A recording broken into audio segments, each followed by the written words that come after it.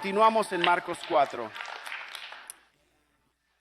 Y dice, entonces Jesús les preguntó, ¿acaso alguien enciende una lámpara y la pone debajo de un cesto o debajo de la cama? No, una lámpara se coloca en un soporte donde su luz brillará, porque todo lo que está oculto acabará siendo revelado y todos los secretos saldrán a la luz. Cualquiera que tenga oídos para oír, que escuche y comprenda. Luego añadió, presten mucha atención a lo que oyen. Cuanto más escuchen, más entendimiento se les dará y recibirán aún más. A aquellos que escuchan mi enseñanza, se les dará más entendimiento. Pero para aquellos que no están escuchando, incluso el poco entendimiento que tienen les será quitado. Así que voy a desglosar esto pedazo por pedazo. Y vamos a conversar sobre la luz que proyecta esta lámpara, su utilidad y cómo la elección de enfocarse en Jesús determinará si usted vive su vida con entendimiento y sabiduría o con confusión y necedad. Vamos a desglosarlo. Volveremos al versículo 21. Jesús preguntó esto: ¿alguien enciende una lámpara y la pone bajo una canasta o una cama? Es retórico. La respuesta es no, por supuesto.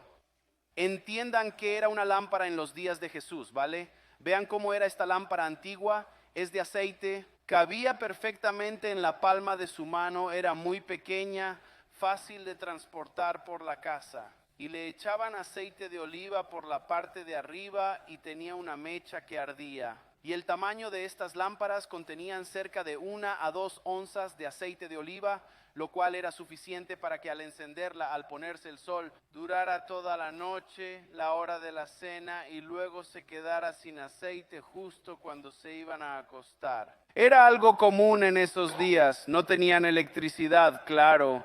Usaban lámparas de aceite para iluminar sus casas de noche, y entonces todos estaban muy familiarizados con el uso de una lámpara de aceite como esta. Ahora la luz que emite la lámpara representa a Jesús, representa el Evangelio de Jesucristo. Como la semana pasada hablamos de la parábola del sembrador y cómo representa el Evangelio, y la sembró en distintos tipos de tierra que representan distintos tipos de corazones.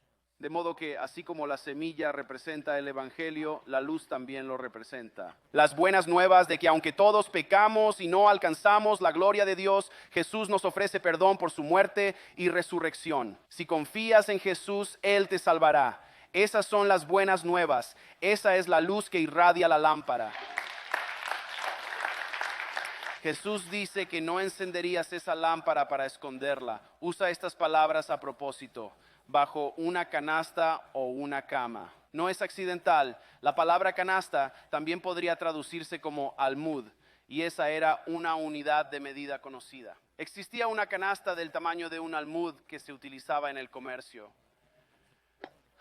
Podía albergar unos 9 litros de grano seco. Cuando dice bajo una canasta, la canasta podría simbolizar el trabajo, el comercio, la productividad, el esfuerzo por mantener a la familia, formar un hogar o criar a los hijos. Todas esas cosas buenas, pero que si se vuelven el centro de su vida, pueden impedirle dejar que su luz resplandezca. Así que uno no quería tener esta luz, el Evangelio de Jesucristo, y ocultarla, tapada por eso, o debajo de una cama. Obviamente podría representar el reposo o el ocio. Y hay algunos cristianos, están salvos, van al cielo, pero no difunden el Evangelio porque honestamente son perezosos. O son egoístas y tienen pasatiempos y aficiones que priorizan por encima de dejar que esa luz brille. Así que Jesús dice que no debe ser así. Usted es una luz. Debe permitir que esta luz resplandezca. Queremos que la luz se extienda. Queremos que más gente en la oscuridad vea la luz. Pero no la verán si usted no la muestra.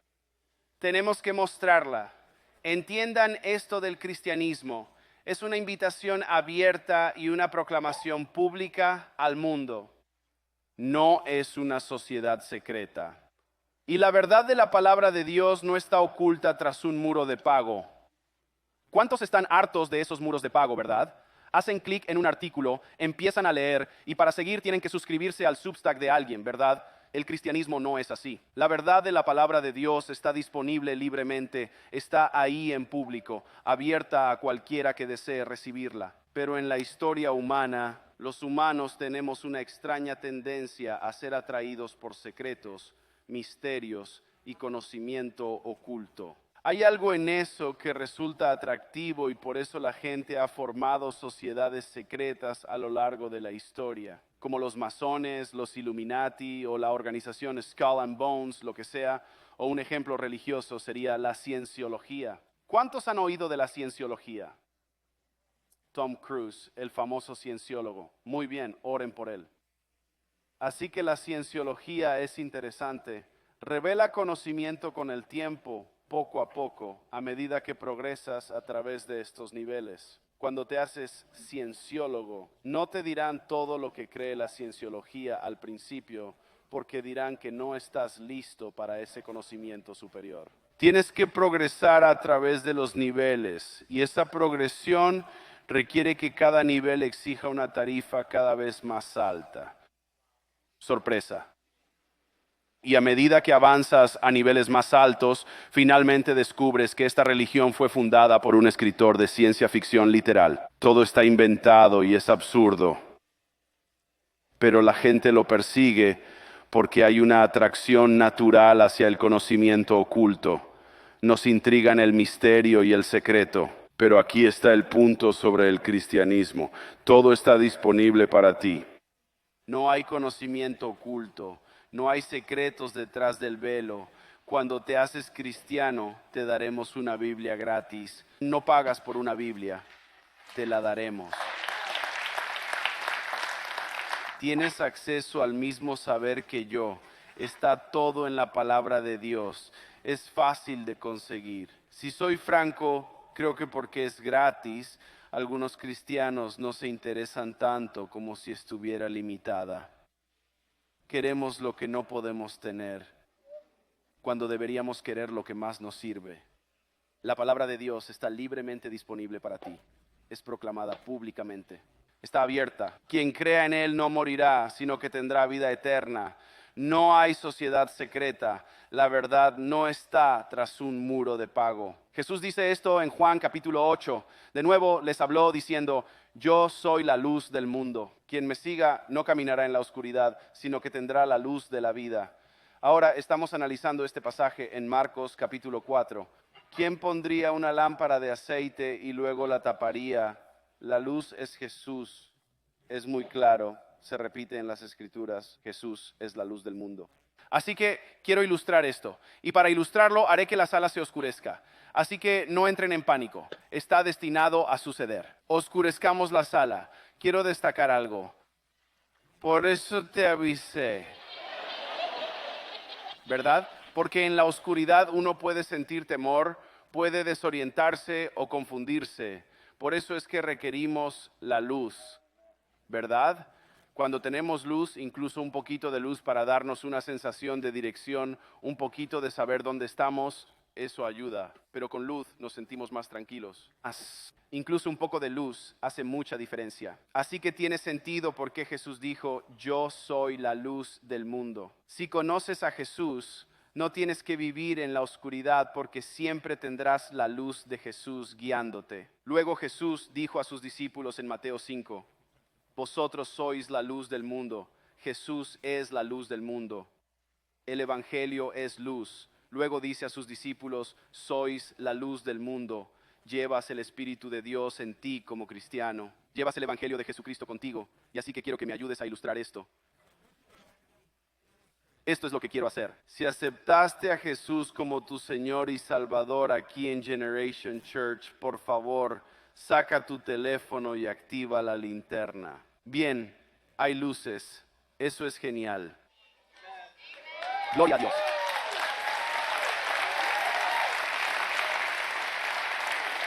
¿No es genial?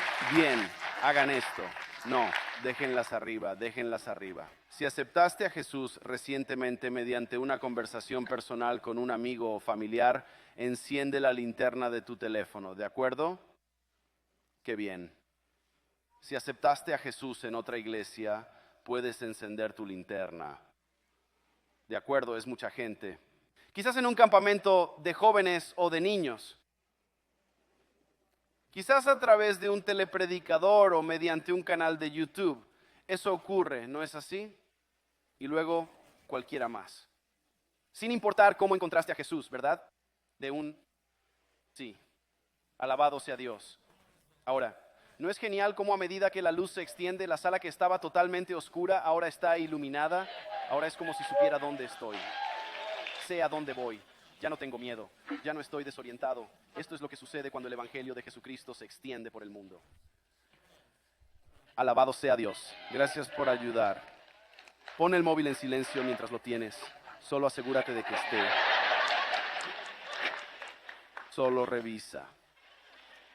Ahora quiero exponer 4 formas en las que la luz nos es de utilidad. Primero, la luz guía nuestro camino.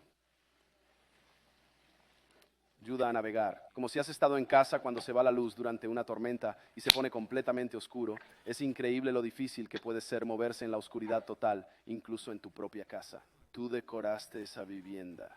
Conoces todo en cada habitación y la luz se apaga y todavía estás tanteando la pared y tocando los muebles y piensas, creo que estoy aquí. Y aún puedes golpearte el dedo del pie en la oscuridad y decir palabras que no deberías y es difícil moverse en la oscuridad, ¿verdad?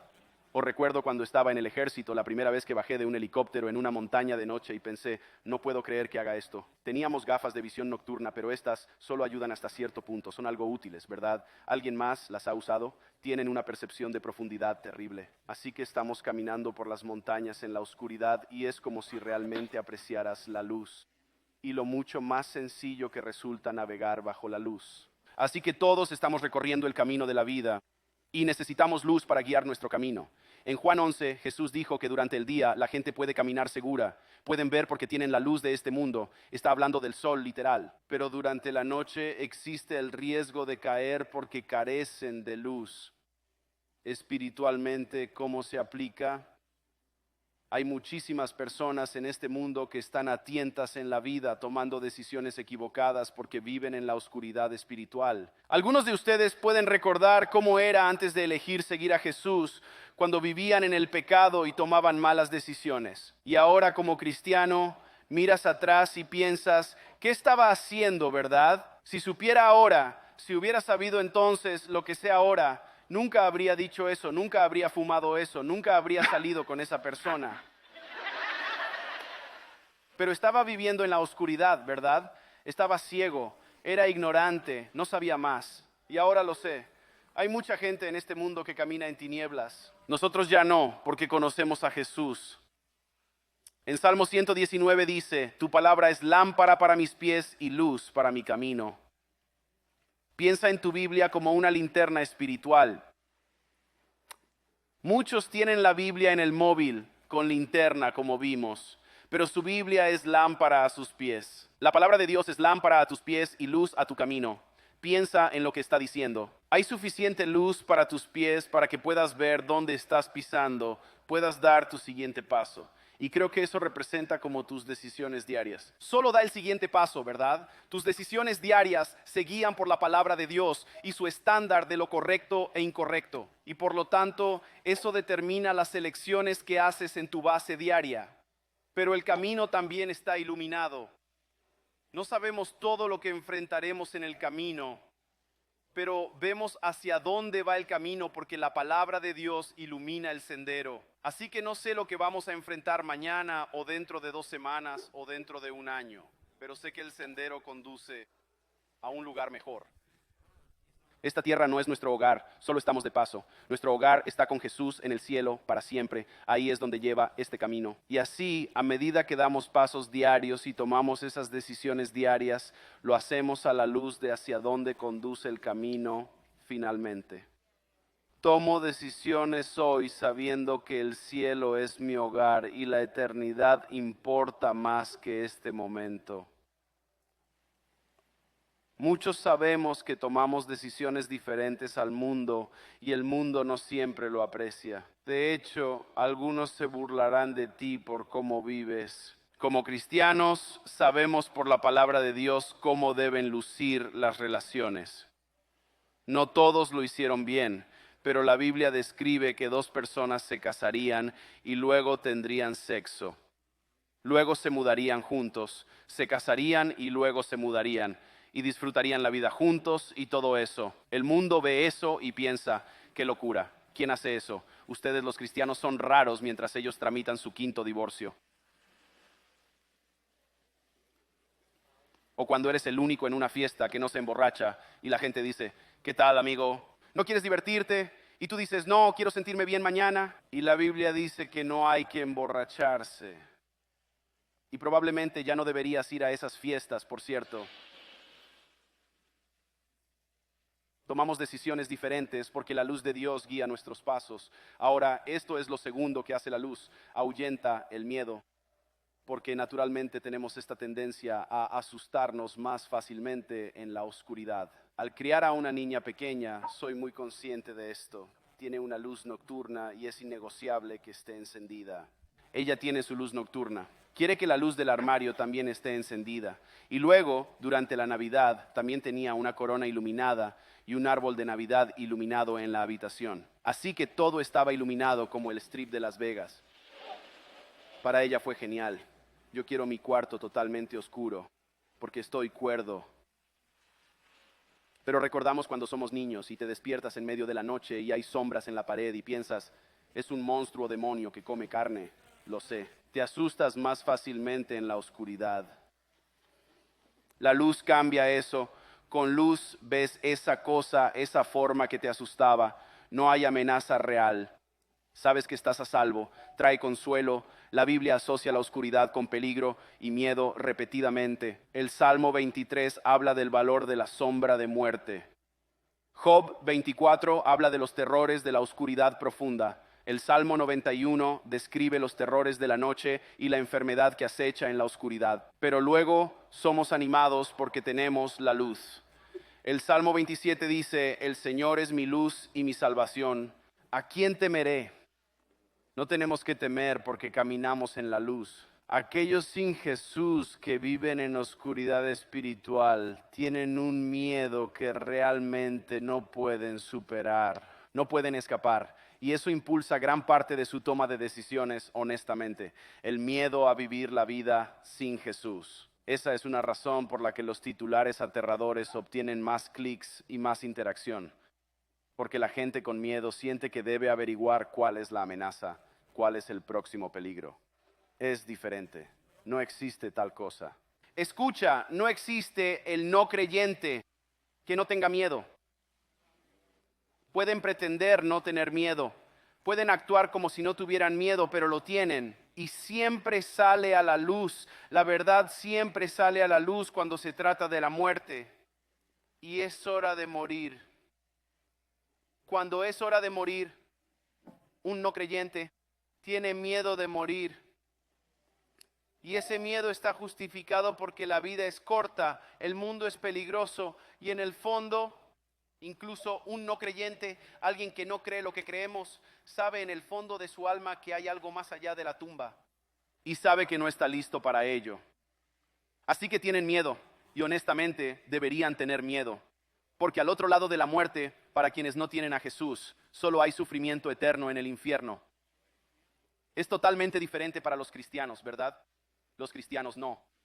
No vivimos igual. Segundo de Timoteo 1:10 dice, y ahora lo ha revelado con la venida de nuestro Salvador Cristo Jesús, quien destruyó la muerte y sacó a la luz la vida incorruptible mediante el Evangelio.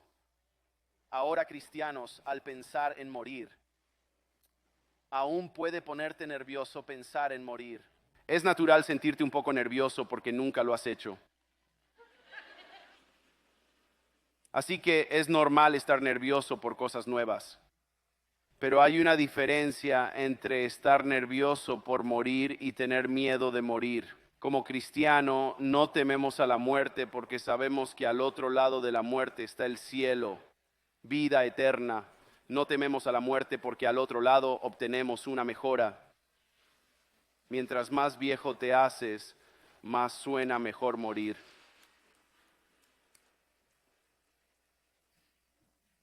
Así que somos los únicos, los cristianos, que podemos morir sin miedo, porque Jesús ha derrotado a la muerte y estamos con Jesús y sabemos a dónde nos lleva.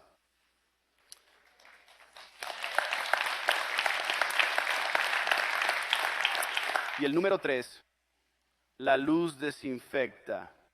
Hay una razón por la que los lugares mohosos y malolientes tienden a ser lugares oscuros, porque la luz del sol, cuando entra, evapora la humedad que el moho necesita para crecer. Y curiosamente, la luz ultravioleta tiene la capacidad de aniquilar bacterias y virus. Y justo como ese moho, el pecado crece mejor en la oscuridad.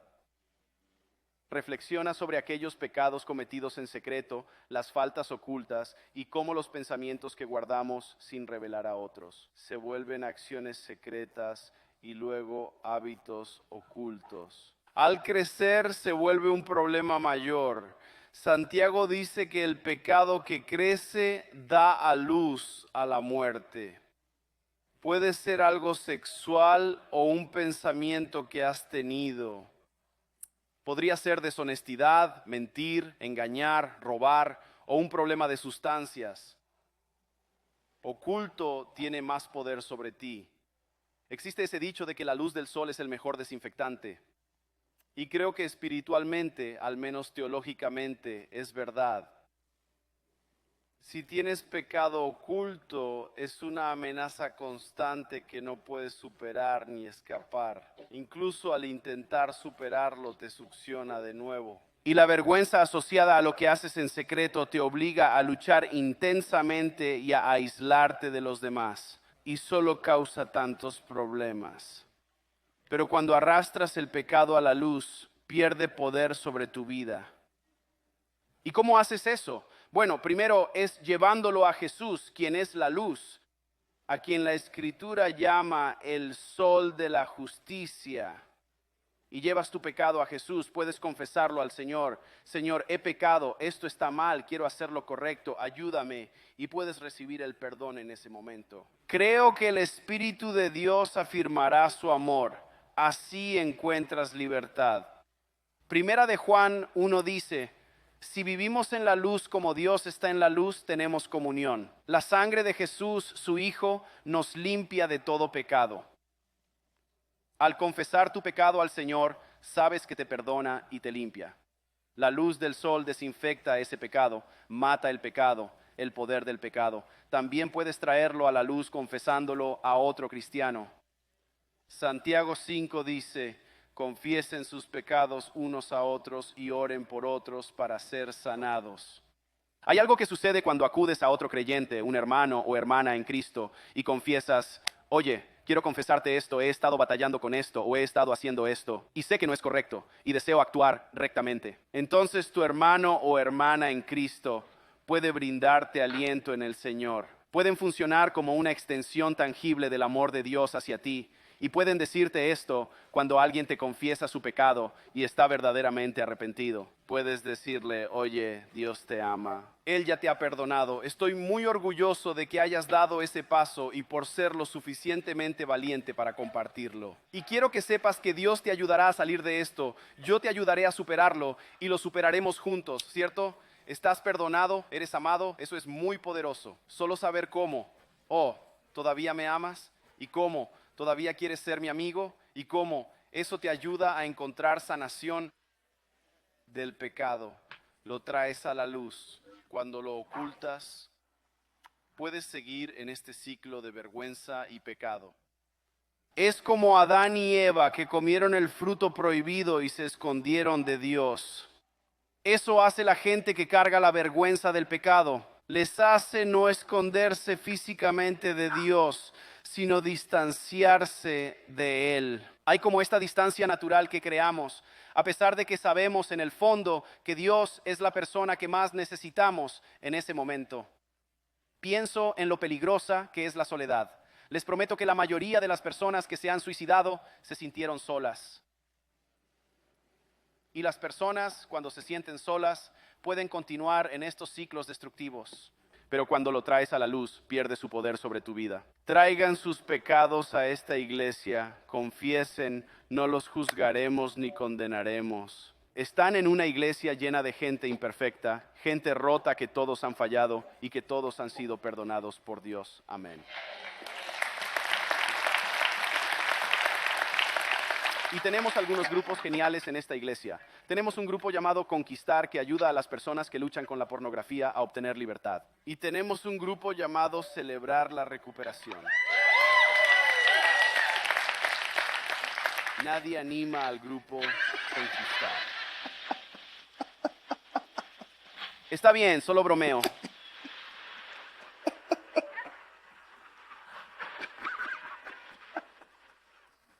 Pero nadie te va a juzgar. Amén. Y este es el último punto. 4. La luz trae comprensión. ¿Has oído decir, eso es muy iluminador? ¿Verdad? Hay comprensión. Así que el año pasado, Amy y yo viajamos a otra iglesia en Washington y volamos a Seattle, un lugar que normalmente evito. Condujimos hacia el este, hacia las montañas. Es un estado hermoso y no pudimos ver mucho de él esa noche porque ya estaba oscuro y además había un incendio forestal ardiendo cerca. Así que había humo por todas partes y apenas se podía distinguir nada. Solo logramos llegar a nuestro Airbnb. Al llegar estaba totalmente a oscuras. Estaba en medio de la nada. De hecho, Amy dijo, mientras yo estaba estacionando el coche, ella dijo, oh, ten cuidado donde estacionas porque las instrucciones del dueño dicen que hay un acantilado cerca del área de estacionamiento. Digo, bueno saberlo, genial. Añadir eso a la lista de formas en que no quiero morir. Así que me estoy estacionando muy lejos y nos instalamos, nos despertamos a la mañana siguiente y resulta que todo a nuestro alrededor es simplemente hermoso. Como un bosque hermoso, estamos como entre estos árboles y estamos al lado de un acantilado y abajo hay como un río corriendo y este Airbnb era genial. Y honestamente todo estaba allí antes, pero no podíamos apreciarlo porque no teníamos la luz para verlo. Llegamos en la oscuridad, pero con la luz del día descubrimos, oye, esta cosa buena y bella está aquí y está a nuestra disposición, y espiritualmente es idéntico. Dios siempre fue bueno, pero sin la luz de Jesús, sin que el Señor te abra los ojos para ver la verdad, no puedes apreciarlo, no puedes verlo. Cuando pensamos en la oscuridad, suena un poco raro, pero síganme. Jesús pasó parte de su ministerio en la oscuridad, por así decirlo. Al principio de su ministerio quiso que su identidad real permaneciera parcialmente oculta y reservada. Recuerden, sanaba gente o expulsaba demonios y a veces les decía, no se lo digan a nadie. Así no se construye una plataforma, ¿verdad? Si quisieras ser famoso, dirías, díganle a todos, tengo un programa de referidos. Pero él intentaba mantenerlo en secreto. Lo estuvo escondiendo por un tiempo. Dice en Marcos 4, 22, no hay nada escondido que no esté destinado a descubrirse. Tampoco hay nada oculto que no esté destinado a ser revelado públicamente. Ahora podrías leer eso y pensar que Dios te está amenazando, que sabe lo que hiciste y que todos se van a enterar, pero no se trata de eso. ¿De acuerdo? Jesús habla principalmente de sí mismo y de lo que vino a hacer. Recuerden que la semana pasada hablamos de la parábola del sembrador y cómo la semilla representa el evangelio. Y una semilla para crecer y producir fruto tiene que tomar o pasar tiempo oculta en la tierra al ser plantada. Después de ser plantada y pasar tiempo en la oscuridad, oculta. Entonces eventualmente brota. Es revelada y puede producir el fruto que estaba destinada a producir. Y de la misma manera, mucha gente no reconoció quién era Jesús. Sus propios discípulos no lo reconocieron del todo en un momento. Los fariseos tampoco. Mucha gente de Israel no lo reconoció hasta que Jesús fue ocultado y enterrado de nuevo. Fue enterrado en la oscuridad de la tumba. Igual que esa semilla fue enterrada en el suelo. Y luego sabemos que al tercer día Él brotó y resucitó a la vida. Y entonces, a la luz de la resurrección, la gente pudo ver su verdadera identidad. Tomás declaró, tú eres mi Señor y mi Dios. Estaba claro, lo oculto fue revelado. En el versículo 24 leemos esto. Jesús dijo, presten mucha atención a lo que oyen. Cuanto más escuchen, más entendimiento se les dará y recibirán aún más.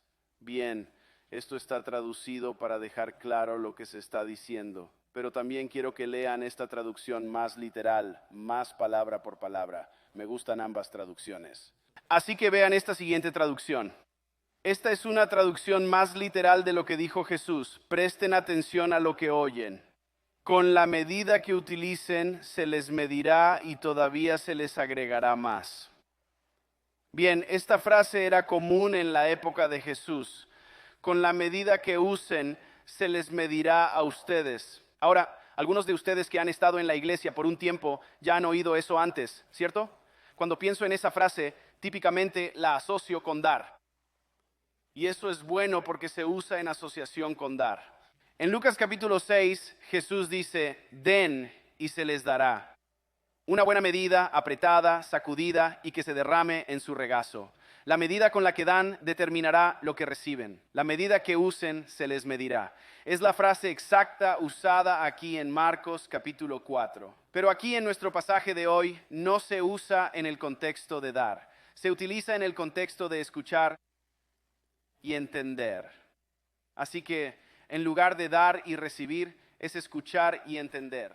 Para entenderlo, quiero que capten esto. En la antigüedad, cuando iban al mercado a comprar provisiones para su familia, ustedes llevarían su propio recipiente para llenarlo. Y luego eso es lo que llevarían a casa, los víveres. Es como cuando van a las tiendas caras hoy y tienen que llevar sus propias bolsas, ¿no saben? O como cuántas bolsas usaron, ¿saben? ¿Cuáles hacen eso, Sprouts? Me parece molesto. Así que en los días de Jesús, ustedes traían su propio recipiente al mercado. Y ahora queda claro. El tamaño del recipiente que traen determina cuánto grano recibirán y llevarán a casa. ¿Verdad? Si traen un recipiente grande, llevarán mucho. Si traen uno pequeño, obtendrán poco. Pienso en cómo se aplica espiritualmente hoy. Algunas personas como que vienen a Jesús con una atención del tamaño de una cuchara. Atención. Y una cantidad de curiosidad y hambre equivalente a una cuchara. Es como si estuvieran abiertos a escuchar más, pero no tienen mucha hambre de ello. Y a veces hay personas que honestamente vienen a la iglesia y como que se desconectan a veces y están revisando las redes sociales en sus teléfonos. Como ese tipo ahora dejó de prestar atención después de lo de la luz con las linternas. Dice, genial. Así que hay gente así. Y si le preguntas después como, oye, ¿qué te pareció la iglesia hoy? Él dirá, estuvo bien. Sabes, la luz es buena. La luz es buena. Es como, me gusta la iglesia. Es mejor que nada, ¿verdad?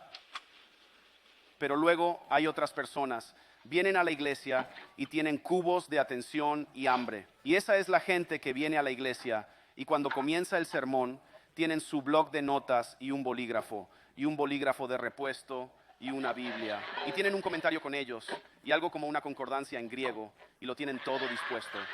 Veo a algunos y están anotando todo, escribiendo cosas, anotando los puntos, eso es bueno. Están escribiendo sus escrituras como, oh sí, leeré esto durante esta semana. Verificar para asegurarme de que el pastor no esté mintiendo. Estas son las personas que tienen hambre. Piensen en un cubo lleno de interés y hambre y simplemente dicen, oh sí, voy a sacar todo lo que pueda de esto.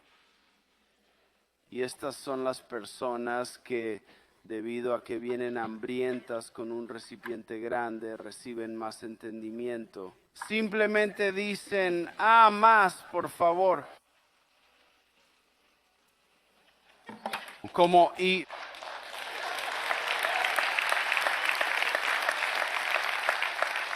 No estoy diciendo que todos los que desean comprensión tomen notas, pero todos los que toman notas desean comprensión.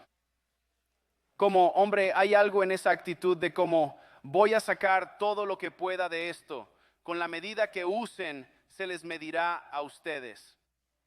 Es lo que Jesús quiso decir con eso. En Marcos 4:25, Jesús dijo, a quienes escuchen mi enseñanza, se les dará más entendimiento. Pero para aquellos que no están escuchando, incluso el poco entendimiento que tienen les será quitado. Este es probablemente el versículo más difícil del pasaje de entender. Es un poco desafiante entenderlo. Y luego es un poco desafiante aplicar completamente lo que Jesús quiso decir con esto. Así que quiero desglosar esto un poco, quiero explicarlo. Es un poco desafiante para nosotros hoy. Principalmente está hablando de los fariseos que estaban allí presentes en la audiencia, estaban allí escuchando. Y entonces él dice, ya sabes, lo poco de entendimiento que tienen les será quitado. Así que piensen en los fariseos. Tenían al menos un poco de entendimiento. ¿Por qué? Porque eran estudiantes del Antiguo Testamento. Conocían la ley de Moisés, sabían lo que los profetas dijeron y predijeron, así que tenían un poco de entendimiento. Pero no estaban escuchando a Jesús, el Mesías, aquel que el Antiguo Testamento predijo. Aquí estaba de pie ante ellos y la persona que afirmaban anhelar estaba enseñando, pero no le estaban escuchando. Y así que lo poco de entendimiento que tenían de sus estudios del Antiguo Testamento les fue quitado porque no escucharon a Jesús, la persona de quien se trataba realmente. Es de quien estaba hablando principalmente. Estos fariseos pensaban que eran intelectualmente superiores y espiritualmente superiores a Jesús y sus discípulos, pero en realidad estaban caminando en tinieblas y eso los hacía espiritualmente inferiores. En el reino de Dios, escuchen, esto es difícil de aceptar, pero es verdad. En el reino de Dios, los espiritualmente ricos se hacen más ricos, los espiritualmente pobres más pobres. Aquellos que tienen sabiduría, la sabiduría los hace buscar más sabiduría. Y aquellos que buscan sabiduría obtienen sabiduría. Y aquellos que son necios y realmente no les importa, simplemente se meten en todo tipo de problemas. Así que los ricos se hacen más ricos, los pobres se hacen más pobres espiritualmente en el reino de Dios. Así que en el reino de Dios no puedes permitirte quedarte quieto, no puedes permitirte estar estático. No es como, bueno, solo asegúrate de aceptar a Jesús para que sepas que vas al cielo y entonces estás bien. No, es como, ese es solo el comienzo. Tienes que estar persiguiendo la verdad, creciendo en tu fe, creciendo en conocimiento y creciendo en entendimiento. Así que voy a aplicar esto. Esto es un poco más profundo, pero síganme aquí. Creo que hay una especie de advertencia para los cristianos en lo que Jesús dijo. Si no están escuchando, incluso el poco entendimiento que tienen les será quitado. Creo que es posible ser cristiano con solo un poco de entendimiento. Como tuviste lo suficiente para aceptar a Jesús como tu Salvador y confiar que tu nombre pudiera ser escrito en el libro de la vida y pudieras ir al cielo cuando mueras, lo cual honestamente es mucho mejor que la alternativa. Así que ese poquito de entendimiento marcó una gran diferencia, pero si eso es todo lo que tenías, si eso es todo lo que tienes con el tiempo, es como si te lo pudieran quitar y aquí está cómo. Porque vivimos en un mundo donde el conocimiento aumenta constantemente. La gente está descubriendo constantemente cosas nuevas, la tecnología está avanzando y el mundo se está volviendo cada vez más complicado. Con cosas como solo la inteligencia artificial y la tecnología y los conflictos internacionales. Hablo con personas mayores y dirán, ya sabes, era mucho más simple en mis días. No necesariamente más fácil, pero más simple. Hoy las cosas son simplemente complicadas, así que aquí está lo que es. A medida que el mundo, a medida que el conocimiento aumenta, a medida que las cosas se vuelven más complicadas, a medida que las malas ideas se proliferan cada vez más libremente, lo que quiero decir es que hay cada vez más formas en que las ideas estúpidas pueden propagarse. Podcasts, YouTube, todo el mundo tiene uno. Sabes, televisión, redes sociales, hay muchas malas ideas, ideas religiosas, diferentes tipos de ideologías sociales que pueden propagarse y afectar negativamente a las personas. Así que si eres cristiano y todo lo que tienes es ese poquito de entendimiento, si no creces con un poco de entendimiento es como te lo pueden quitar con el tiempo y puedes quedarte cada vez más rezagado y te vuelves cada vez más vulnerable a la confusión. Y honestamente conozco gente, veo cristianos que son así, como en mi corazón, creo que están salvos, creo que van al cielo, pero se dejan atrapar por tonterías y locuras porque no escucharon a Jesús. No priorizaron escuchar la palabra de Dios y aplicarla a sus vidas. Así que tenemos que hacer lo que dice 2 de Pedro 3:18, más bien crezcan en la gracia y en el conocimiento de nuestro Señor y Salvador Jesucristo. Solo conocer a Jesús no basta, hay que crecer en el conocimiento de Cristo. Y lo haces estudiando su palabra, leyéndola, profundizando en ella, ahondando más, ahondando más. Y con el tiempo, al leer la palabra de Dios, después de ser cristiano por años y décadas, y nunca dejas de descubrir un nuevo tesoro en la palabra de Dios, ¿verdad? ¿Verdad? Hay tanto tesoro en la palabra de Dios, así que seguimos leyéndola porque nos sigue enseñando, está viva y activa, dice la Escritura. Queremos crecer constantemente en el conocimiento de nuestro Señor y Salvador Jesucristo. Pero ahora, una palabra de precaución. A aquellos que no prestan atención, se les quitará el poco entendimiento que poseen. Y también creo que se aplica a otros grupos que no son cristianos de la misma manera que nosotros. Pienso en los ateos. Ellos afirman que no creen en Dios. Honestamente, yo no creo en los ateos. Realmente no creo que existan. Creo que están actuando. Como si en el fondo supieran. No creo que exista un ateo verdadero, pero dirán, sabes que no creen en Dios, que creen en la ciencia y en las leyes científicas, que el Dios en el que no creen fue quien estableció. No creen en Dios, creen en la humanidad, los humanos que Dios creó.